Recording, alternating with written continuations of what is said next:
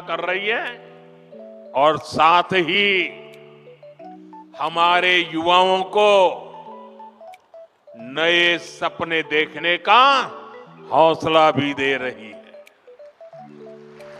साथियों, विकसित भारत के निर्माण में देश के किसानों की, यहां के अन्नदाताओं की बहुत बड़ी भूमिका है। इसलिए हमारी सरकार किसानों के हितों को सर्वोपरि रखते हुए दिन रात काम कर रही है। यहां आप सभी को किसान हितैषी योजनाओं का लाभ दिया जा रहा है। कृषि कल्याण की योजनाओं के बीच ये भी जरूरी है कि हमारे किसानों को खाद की निरंतर सप्लाई मिलती रहे। आने वाले समय में ये यूरिया कारखाना ये सुनिश्चित करेगा। इस फर्टिलाइजर प्रोजेक्ट पर करीब 11,000 करोड़ रुपए खर्च किए जाएंगे। यहां हर साल 12 लाख मैट्रिक टन से ज्यादा खाद बनेगी। जब उत्पादन यही होगा तो सप्लाई तेज होगी, लॉजिस्टिक का खर्चा घटेगा। साथियों, नाम रूप की ये यूनिट रोजगार, स्वरोजगार के हजारों नए अवसर भी बनाएगी। प्लांट के शुरू होते ही अनेकों लोगों को यहीं पर स्थायी नौकरी भी मिलेगी। इसके अलावा जो काम प्लांट के साथ जुड़ा होता है, मरम्मत हो, सप्लाई हो, कंस्ट्रक्शन का बहुत बड़ी मात्रा में काम होगा, यानी अनेक काम होते हैं। इन सब में भी यहां के स्थानीय लोगों को और खास करके मेरे नौजवानों को रोजगार मिलेगा। लेकिन भाइयों बहनों, आप सोचिए, किसानों के कल्याण के लिए काम बीजेपी सरकार आने के बाद ही क्यों हो रहा है? हमारा नामरूप तो दशकों से खाद्य उत्पादन का केंद्र था।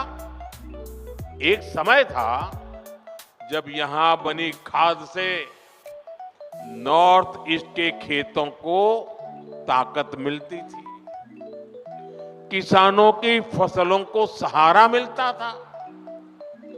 जब देश के कई हिस्सों में खाद की आपूर्ति चुनौती बनी, तब भी नामरूप किसानों के लिए उम्मीद बना रहा। लेकिन पुराने कारखानों की टेक्नोलॉजी के समय के साथ पुरानी होती गई और कांग्रेस की सरकारों ने कोई ध्यान नहीं दिया। नतीजा ये हुआ कि नामरूप प्लांट की कई यूनिट्स इसी वजह से बंद होती गई। पूरे नॉर्थ ईस्ट के किसान परेशान होते रहे, देश के किसानों को भी तकलीफ हुई, उनकी आमदनी पर चोट पड़ती रही, खेती में तकलीफें बढ़ती गई। लेकिन कांग्रेस वालों ने इस समस्या का कोई हल ही नहीं निकाला। वो अपनी मस्ती में ही रहे। आज हमारी डबल इंजन सरकार कांग्रेस द्वारा पैदा की गई उन समस्याओं का समाधान भी कर रही है। साथियों, असम की तरह ही देश के दूसरे राज्यों में भी खाद की कितनी ही फैक्ट्रियां बंद हो गई थी। आप याद करिए, तब किसानों के क्या हालत थे। यूरिया के लिए किसानों को लाइनों में लगना पड़ता था, यूरिया की दुकानों पर पुलिस लगानी पड़ती थी। पुलिस किसानों पर लाठी बरसाती थी। भाइयों बहनों, कांग्रेस ने जिन हालातों को बिगाड़ा था, हमारी सरकार उन्हें सुधारने के लिए एड़ी चोटी की ताकत लगा रही है। और इन्होंने इतना बुरा किया कि 11 साल से मेहनत करने के बाद भी अभी मुझे और बहुत कुछ करना बाकी है। कांग्रेस के दौर में फर्टिलाइजर फैक्ट्रियां बंद होती थी, जबकि हमारी सरकार ने गोरखपुर, सिंदरी, बरौनी, रामागुंडम जैसे अनेक प्लांट शुरू किए हैं। इस क्षेत्र में प्राइवेट सेक्टर को भी बढ़ावा दिया जा रहा है।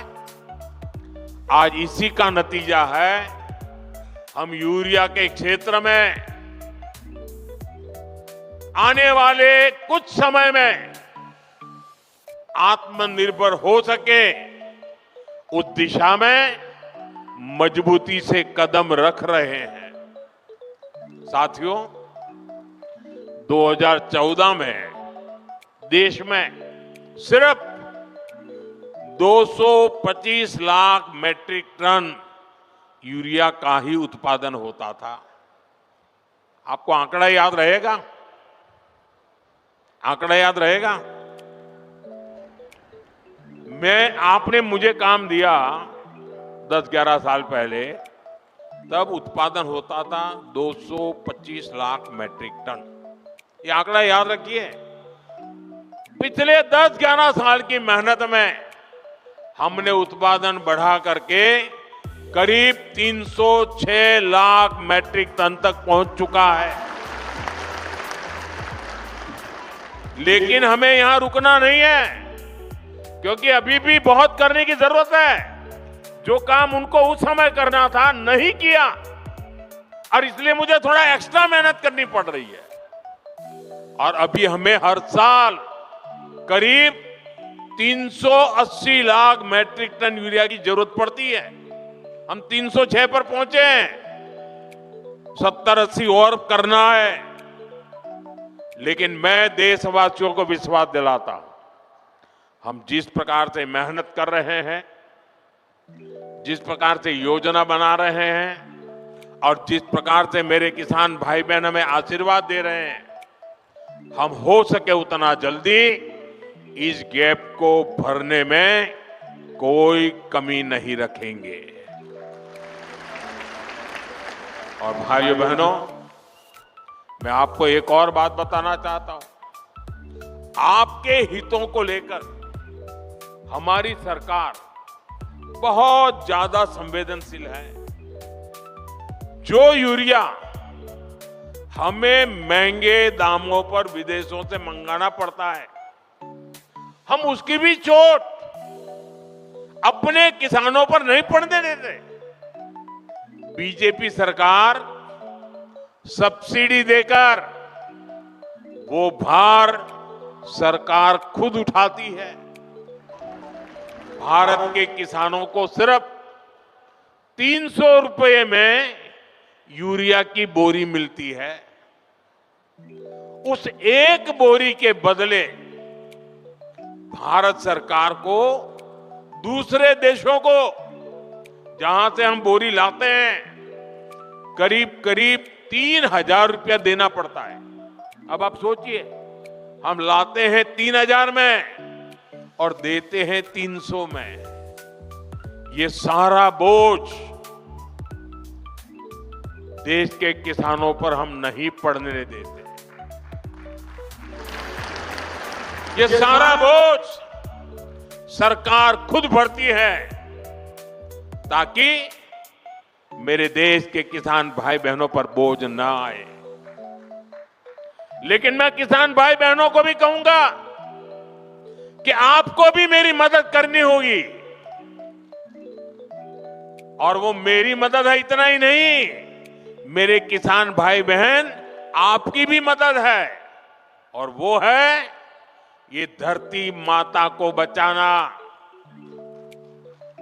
हम धरती माता को अगर नहीं बचाएंगे तो यूरिया की कितने ही थैले डाल दे, ये धरती मां हमें कुछ नहीं देगी। और इसलिए जैसे शरीर में बीमारी हो जाए तो दवाई भी हिसाब से लेनी पड़ती है। 2 गोली की जरूरत है, 4 गोली खा लें तो शरीर को फायदा नहीं, नुकसान हो जाता है। वैसा ही ये धरती मां को भी अगर हम जरूरत से ज्यादा, पड़ोस वाला ज्यादा बोरी डालता है इसलिए मैं भी बोरी डाल दूं, इस प्रकार से अगर करते रहेंगे तो ये धरती मां हमसे रूठ जाएगी। यूरिया खिला खिला करके हमें धरती माता को मारने का कोई हक नहीं है। ये हमारी मां है, हमें उस मां को भी बचाना है। साथियों, आज बीज से बाजार तक भाजपा सरकार किसानों के साथ खड़ी है। खेत के काम के लिए सीधे खाते में पैसे पहुंचाए जा रहे हैं ताकि किसान को उधार के लिए भटकना न पड़े। अब तक पीएम किसान सम्मान निधि के लगभग 4 लाख करोड़ रुपए किसानों के खाते में भेजे गए हैं। आंकड़ा याद रहेगा? भूल जाएंगे? 4 लाख करोड़ रुपया मेरे देश के किसानों के खाते में सीधे जमा किए हैं। इसी साल किसानों की मदद के लिए 35,000 करोड़ रुपए की 2 योजनाएं, नई योजनाएं शुरू की है। 35,000 करोड़। पीएम धन धान्य कृषि योजना और दलहन आत्मनिर्भरता मिशन, इससे खेती को बढ़ावा मिलेगा। साथियों, हम किसानों की हर जरूरत को ध्यान रखते हुए काम कर रहे हैं। खराब मौसम की वजह से फसल नुकसान होने पर किसान को फसल बीमा योजना का सहारा मिल रहा है। फसल का सही दाम मिले, इसके लिए खरीद की व्यवस्था सुधारी गई है। हमारी सरकार का साफ मानना है कि देश तभी आगे बढ़ेगा जब मेरा किसान मजबूत होगा, और इसके लिए हर संभव प्रयास किए जा रहे हैं। साथियों, केंद्र में हमारी सरकार बनने के बाद हमने किसान क्रेडिट कार्ड की सुविधा से पशुपालकों और मछली पालकों को भी जोड़ दिया था। किसान क्रेडिट कार्ड केसीसी, ये केसीसी की सुविधा मिलने के बाद हमारे पशुपालक, हमारे मछली पालन करने वाले, इन सबको खूब लाभ उठा रहा। केसीसी से इस साल किसानों को, ये आंकड़ा भी याद रखो, केसीसी से इस साल किसानों को 10 लाख करोड़ रुपए से ज्यादा की मदद दी गई है। 10 लाख करोड़ रुपया। बायो फर्टिलाइजर पर जीएसटी कम होने से भी किसानों को बहुत फायदा हुआ है। भाजपा सरकार भारत के किसानों को नेचुरल फार्मिंग के लिए भी बहुत प्रोत्साहन दे रही है। और मैं तो चाहूंगा असम के अंदर कुछ तहसील ऐसे आने चाहिए आगे जो 100% नेचुरल फार्मिंग करते हैं। आप देखिए, हिंदुस्तान को आसाम दिशा दिखा सकता है। आसाम का किसान देश को दिशा दिखा सकता है। हमने नेशनल मिशन और नेचुरल फार्मिंग शुरू की। आज लाखों किसान इससे जुड़ चुके हैं। बीते कुछ सालों में देश में 10,000 किसान उत्पाद संघ एफपीओ बने हैं। नॉर्थ ईस्ट को विशेष ध्यान में रखते हुए हमारी सरकार ने खाद्य तेलों, पाम ऑयल से जुड़ा मिशन भी शुरू किया है। ये मिशन भारत को खाद्य तेल के मामले में आत्मनिर्भर तो बनाएगा ही, यहां के किसानों की आय भी बढ़ाएगा। साथियों, यहां इस क्षेत्र में बड़ी संख्या में हमारे टी गार्डन वर्कर्स भी हैं। ये भाजपा की ही सरकार है जिसने असम के 7.5 लाख टी गार्डन वर्कर्स के जनधन बैंक खाते खुलवाए। अब बैंकिंग व्यवस्था जुड़ने की वजह से इन वर्कर्स के बैंक खातों में सीधे पैसे भेजे जाने की सुविधा मिली है। हमारी सरकार टी गार्डन वाले क्षेत्रों में स्कूल, रोड, बिजली, पानी, अस्पताल की सुविधाएं बढ़ा रही है। साथियों, हमारी सरकार सबका साथ, सबका विकास के मंत्र के साथ आगे बढ़ रही है। हमारा ये विजन देश के गरीब वर्ग के जीवन में बहुत बड़ा बदलाव लेकर आया है। पिछले 11 वर्षों में हमारे प्रयासों से, योजनाओं को धरती पर उतारने के कारण 25 करोड़ लोग, ये आंकड़ा भी याद रखना, 25 करोड़ लोग गरीबी से बाहर निकले हैं। देश में एक नियो मिडिल क्लास तैयार हुआ है। ये इसलिए हुआ है क्योंकि बीते वर्षों में भारत के गरीब परिवारों के जीवन स्तर में निरंतर सुधार हुआ है। कुछ ताजे आंकड़े आए हैं जो भारत में हो रहे बदलाव के प्रतीक है। साथियों, और मैं मीडिया में ये सारी चीजें बहुत कम आती है और इसलिए मैं आपसे आग्रह करता हूं, मैं जो बातें बताता हूं जरा याद रख करके औरों को बताना। साथियों, पहले गांवों के सबसे गरीब परिवारों में 10 परिवार में से एक के पास 22 बाइक तक होती नहीं थी। 10 में से एक के पास भी नहीं होती। अभी जो सर्वे आए हैं, अब गांव में रहने वाले करीब करीब आधे परिवारों के पास बाइक या कार होती है। इतना ही नहीं, मोबाइल फोन तो लगभग हर घर में पहुंच चुके हैं। फ्रिज जैसी चीजें जो पहले लग्जरी मानी जाती थी, अब ये हमारे नियो मिडिल क्लास के घरों में भी नजर आने लगी है। आज गांवों की रसोई में भी वो जगह बना चुका है।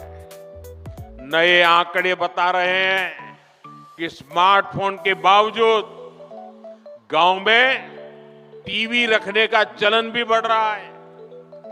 ये बदलाव अपने आप में नहीं हुआ। ये बदलाव इसलिए हुआ है क्योंकि आज देश का गरीब सशक्त हो रहा है। दूर दराज के क्षेत्रों में रहने वाले गरीब तक भी विकास का लाभ पहुंचने लगा है। साथियों, भाजपा की डबल इंजन सरकार गरीबों, आदिवासियों, युवाओं और महिलाओं की सरकार है। इसलिए हमारी सरकार असम और नॉर्थ ईस्ट में दशकों की हिंसा खत्म करने में जुटी है। हमारी सरकार ने हमेशा असम की पहचान और असम की संस्कृति को सर्वोपरि रखा है। भाजपा सरकार असमिया गौरव के प्रतीकों को हर मंच पर हाईलाइट करती है। इसलिए हम गर्व से महावीर लसित बोरफुकन की 125 फीट की प्रतिमा बनाते हैं। हम असम के गौरव भूपेन हजारिका की जन्म शताब्दी का वर्ष मनाते हैं। हम असम की कला और शिल्प को, असम के गोमोशा को दुनिया में पहचान दिलाते हैं। अभी कुछ दिन पहले ही रशिया के राष्ट्रपति श्रीमान पुतिन यहां आए थे। जब दिल्ली में आए तो मैंने बड़े गर्व के साथ उनको असम की ब्लैक टी गिफ्ट किया था।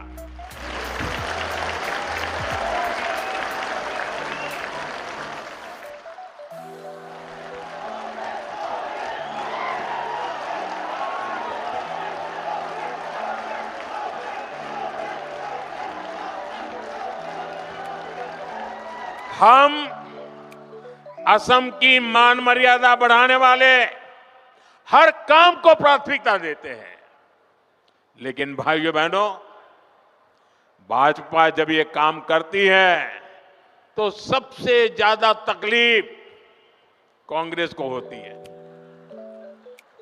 आपको याद होगा जब हमारी सरकार ने भूपेन दा को भारत रत्न दिया था तो कांग्रेस ने खुलकर उसका विरोध किया था।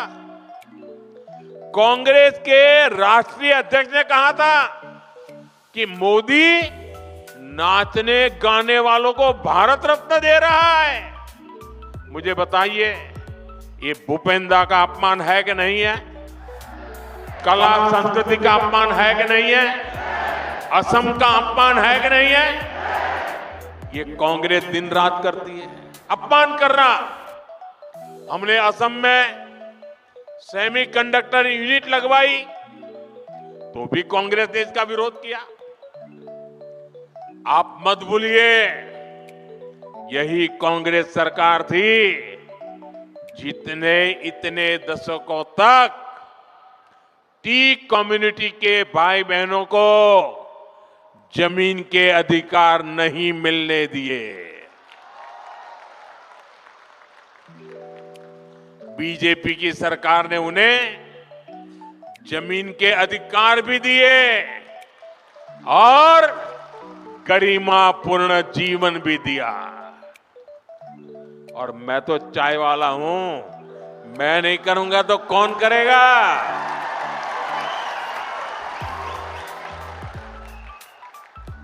ये कांग्रेस अब भी देश विरोधी सोच को आगे बढ़ा रही है।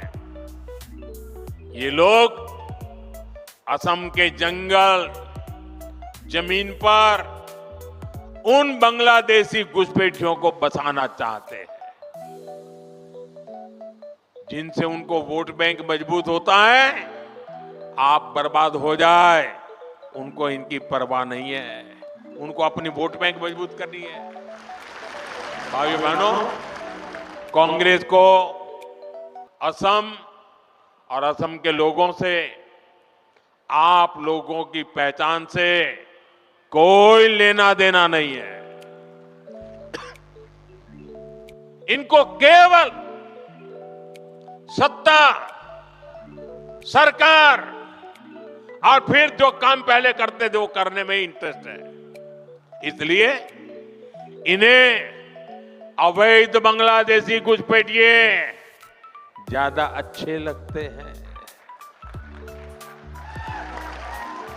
अवैध घुसपैठियों को कांग्रेस ने ही बचाया और कांग्रेस ही उन्हें बचा रही है। इसलिए कांग्रेस पार्टी वोटर लिस्ट के शुद्धिकरण का विरोध कर रही है। तुष्टीकरण और वोट बैंक के इस कांग्रेसी जहर से हमें असम को बचाकर रखना है। मैं आपको एक गारंटी देता हूं, असम की पहचान और असम के सम्मान की रक्षा के लिए भाजपा, बीजेपी फौलाद बनकर आपके साथ खड़ी है। साथियों, विकसित भारत के निर्माण में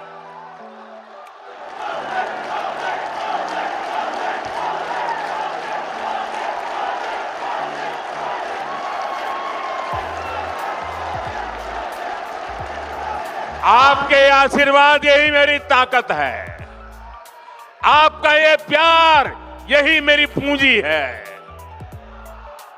और इसीलिए पल पल आपके लिए जीने का मुझे आनंद आता है। विकसित भारत निर्माण में पूर्वी भारत की हमारे नॉर्थ ईस्ट की भूमिका लगातार बढ़ रही है। मैंने पहले भी कहा है कि पूर्वी भारत भारत के विकास का ग्रोथ इंजन बनेगा। नाम रूप की ये नई यूनिट इसी बदलाव की मिसाल है। यहां जो खाद बनेगी वो सिर्फ असम के खेतों तक नहीं रुकेगी, ये बिहार, झारखंड, पश्चिम बंगाल और पूर्वी उत्तर प्रदेश तक पहुंचेगी। ये कोई छोटी बात नहीं है। ये देश की खास जरूरत में नॉर्थ ईस्ट की भागीदारी है। नामरूप जैसे प्रोजेक्ट ये दिखाते हैं कि आने वाले समय में नॉर्थ ईस्ट आत्मनिर्भर भारत का बहुत बड़ा केंद्र बनकर उभरेगा। सच्चे अर्थ में अष्टलक्ष्मी